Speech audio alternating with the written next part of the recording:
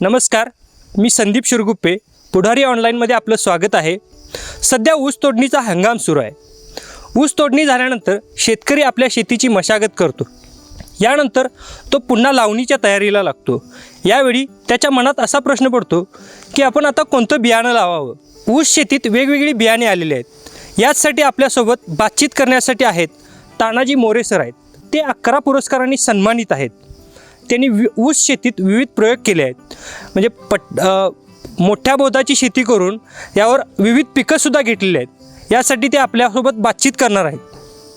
नमस्कार मोरे सर. नमस्ते. म्हणजे ऊस शेतीत वेगवेगळे बियाणे आले, यामुळं शेतकऱ्यांच्या मनात वेगवेगळे प्रश्न पडतात की बाबा आपण कोणतं बियाणं लावं. उदाहरणार्थ की 86-032, त्याचबरोबर 265 आहे, 10,001 आहे, अशी वेगवेगळी बियाणं आहेत.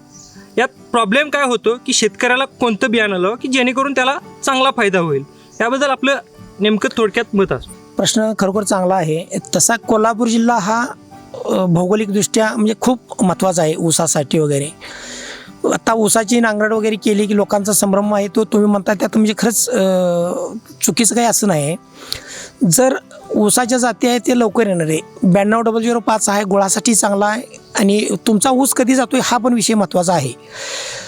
तुम्ही कसा ऊस पुढे तुमचा जाणार आहे त्याच्यावरती तुम्ही त्याचं नियोजन करू शकता. ह्याच्यात सगळ्यात महत्त्वाचा विषय आहे की मध्यम उशिरा पकवणारी 86 जात आहे. ही पुरासाठी पण चांगली आहे, रेग्युलर करायसाठी पण चांगले आहे. म्हणजे अडसालसाठी चांगले आहे, पूर्व हंगामीसाठी चांगले आहे आणि सुरूसाठीही चांगले आहे. आता सर तुम्ही म्हटला की 92-005 आणि 86-032 ही ऊसाची जात चांगली आहे असं म्हटला. याचबरोबर 10,001 आणि 265 ह्याकडेही शेतकऱ्यांचं बऱ्यापैकी लक्ष असतं. याबद्दल आपलं तुमचं थोडक्यात काय मत आहे? तसं 265 आणि 10,001 जात खरोखर शेतकऱ्यांसाठी चांगली आहे. जिथं नदीचं पाणी वगैरे येत नाही तिथं 265 होणं काळाची गरज आहे. 10,001 पण उत्पादन देणारी जात आहे, म्हणजे लवकर तयार होणारी आणि परत उत्पादन देणारी ही जात आहे. ते पण त्याचा विचार करू शकतात. आता तुम्ही सांगितलं की 10,001 आणि 265 ह्या ज्या प्रजाती आहेत की शेतकऱ्याला ह्या चांगलं उत्पादन मिळवून देतात. आता ह्या प्रजातींमुळे खोडवा पिकाला कुठला म्हणजे प्रॉब्लेम होऊ शकतो किंवा 86-032चा खोडवा पिकालाही चांगला फायदा होतो. याबद्दल आपलं काय? खोडवा पीक हे अगोदर आपला ऊस कधी तुटतो ह्याच्यावरती बऱ्यापैकी अवलंबून असते. कसा तुटतो, ओली जर तुटला तर ॲक्च्युली ऊस तोडणी ही पूर्ण क्लिअर वाळल्याशिवाय न तोडणी म्हणजे होता चांगला आहे. सुक्या रानात तोडणी झाली तर खोडवा हा चांगला उगवतो आहे. ओली दलदलीत जर तोडला तर थोडी बुरशी येऊन खोडवा वगैरे येत नाहीत. आपण त्या पद्धतीनं त्याची तोडणी होणं गरज आहे. म्हणजे की ज्या वेळेला आपला ऊस जातो त्यावेळेला तोडणी करतेवेळी आपलं रान वाळलेलं असावं. वाळलेलं असल्यानंतर त्याचा आपल्याला चांगला फायदा होतो असं सरांचं मत आहे. आता तुम्ही जे सांगितलं की 86-032, 10,001, 265 या पिकांचा आपल्याला चांगल्या पद्धतीनं फायदा होतो. मागच्या वर्षी मोठ्या प्रमाणात पूर आला. या पुराच्या वेळी बऱ्याच शेतकऱ्यांना बऱ्याच ऊस शेतीला मोठा तोटा झाला. यामुळं शेतकऱ्यांनी आता कोणत्या बियाणांचा वापर केला पाहिजे की जेणेकरून पुराचा फटका जरी बसला तरी तो थांबेल? त्याबद्दल नाही, पूर क्षेत्रासाठी सगळ्यात महत्त्वाचा ऊस असेल तर 86-032 हा ऊस आहे. पाण्यासाठी पण तग धरू शकतो आहे. आणि त्याच्यापेक्षा याची लागण किती फुटाची सरीने किती फुटावरती डोळा लावणं हा पण गरज आहे. जवळजवळ लावल्याने जर पूर आला तर कुठलाही ऊस असला तो ऊस खराबच होणार आहे. पण याला 86 पर्याय, या 86-032 हा एकमेव पर्याय आहे.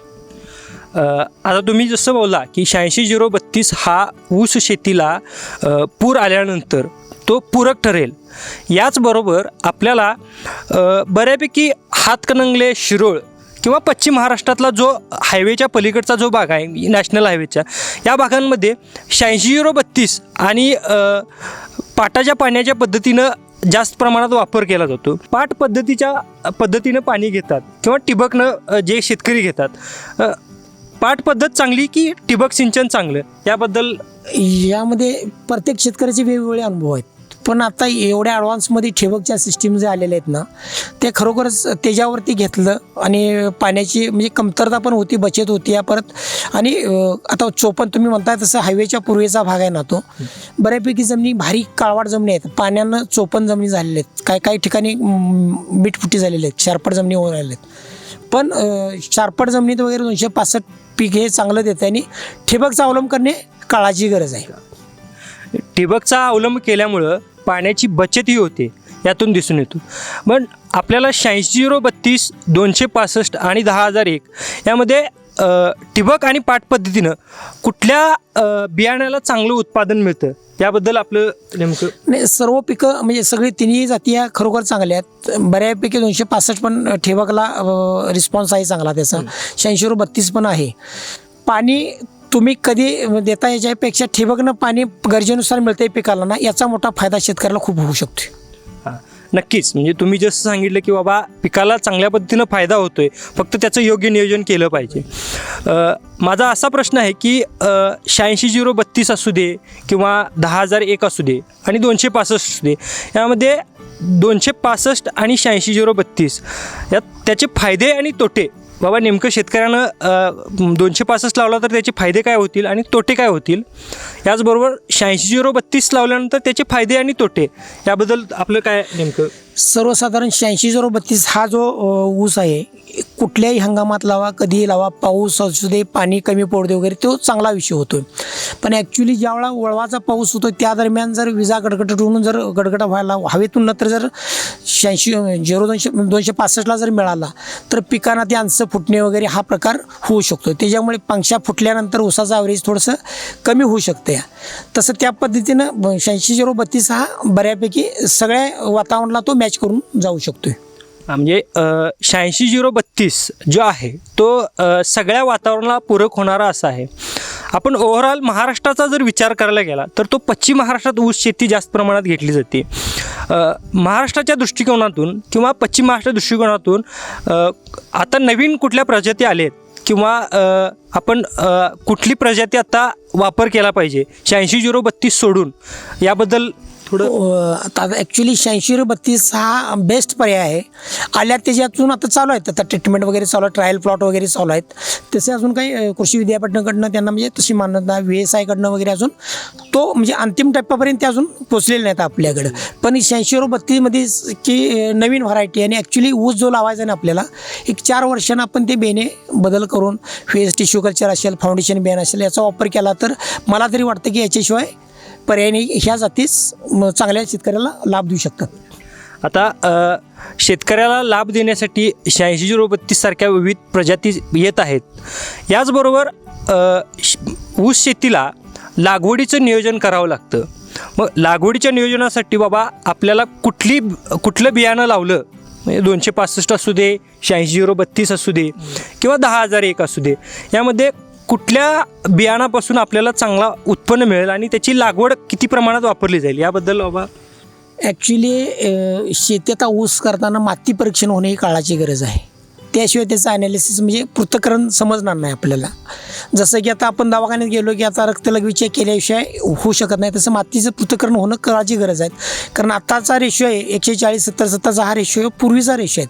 आता भौगोलिक परिस्थिती बदलली, पाण्याची पद्धत बदलली वगैरे, ही जर मातीचं पृथक्करण झालं की ते करायला पाहिजे. अगोदर बेसल डोस, पूर्वी आमच्या शेतीला बेसल डोस पडायचा, लागणीच्या अगोदर 20 दिवस बेसल डोस असायचा, सेंद्रिय खत असायचं. आता अलीकडे मिळत नाही वगैरे. पहिला बेसल डोस येऊन नत्र स्फूर्त पालाश मिळेल, त्यानंतर 1 महिन्यानं नत्राचा पहिला हप्ता, नंतर नत्राचा दुसरा हप्ता, परत तुमचा असेल तर एक जनरल हप्ता करून मोठी भरणी होऊन परत आळवण्यात, फवारण्यात वगैरे हे होणं गरजेचं आहे.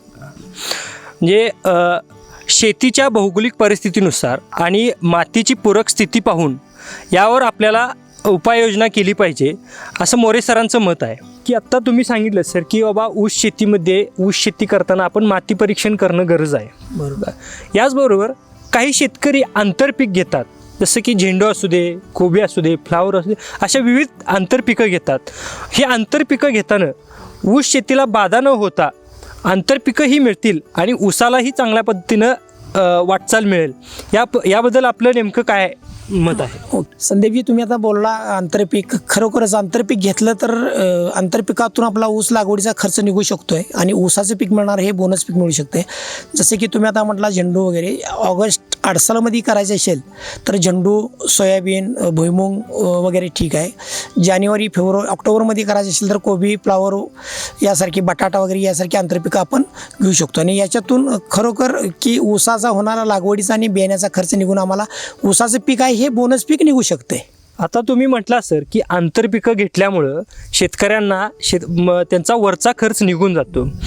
याचबरोबर साधारण ऑक्टोबर नोव्हेंबरच्या दरम्यान ऊस तोडणी सुरू होतात.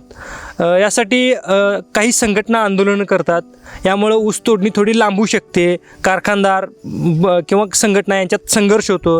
यानंतर ते थोडं लांबणीवर जातं. ह्यासाठी शेतकऱ्यांनी ऊस तोडणीचे नियोजन किंवा ऊस बाबा आपण लावण केल्यानंतर कितव्या महिन्यात ऊस तोडला जावा, याबद्दल आपलं नेमकं काय मत आहे? तुम्ही म्हणताय की ऊस तोडणी कुठल्या महिन्यात व्हायला पाहिजे वगैरे विषय. ॲक्च्युली लागण आपण करतोय ना त्यावेळीच ठरवायला पाहिजे की ऊस आपला कुठल्या महिन्यात तुटायला पाहिजे, कुठल्या बियाण्याची निवड करायला पाहिजे वगैरे. तर ॲक्च्युली ऑक्टोबर नोव्हेंबरच्या दरम्यान बिगुल कारखाने चालू होतात, त्यात संघटनांचे आंदोलन असतात. हा एक शासनाने विषय व्हायला पाहिजे होता की दर ॲक्च्युली अगोदरच ठरायला पाहिजे होता. त्यानंतर थोडासा गोंधळ वगैरे इकडे तिकडे होत असतो. पण ॲक्च्युली ऊस तोडणी हा 86-32 असेल तर 13-14 महिन्यानंतर तुटायला पाहिजे. 92-05 असेल 12व्या महिन्यानंतर तुटायला पाहिजे. 265 पण चालतोय 15व्या महिन्यानंतर तुटायला पाहिजे. हा तुटायला पाहिजे. पण तोडणीच्या अगोदर पण 15-3 आठवडे त्या ऊसाला पाणी नाही दिलेलं पाहिजेत. म्हणजे हे पण शेतकऱ्यांना माहिती पाहिजे. काय शेतकऱ्यांना वाटतं की पाणी दिलं की ऊसाला वजन वगैरे होतं, त्यानंतर त्यातली साखर वगैरे वेदळते. पण कंटिन्यू साखर बसते. ते पाणी लेट दिल्यानंतर जर ऊस तोडलं तर ऊसाला वजन पण चांगली मिळते आणि रिकव्हरी पण चांगली मिळू शकते. थंडीत ऊस जर तुटतोय तर त्याला चांगली रिकव्हरीने वजन पण मिळू शकते. धन्यवाद सर, मी आपला खूप खूप आभारी आहे. सरांनी आपल्याला खूप चांगल्या पद्धतीने माहिती दिली. ऊस शेती हा खूप चांगला विषय आहे, यावर आपल्याला खूप चांगल्या पद्धतीनं प्रयोग करता येतात, हे सरांनी आपल्याला पुढारीच्या माध्यमातून सांगितलं. कॅमेरामॅन रवींद्र बागलसह मी संदीप शिरगुप्पे, पुढारी ऑनलाईन, कोल्हापूर.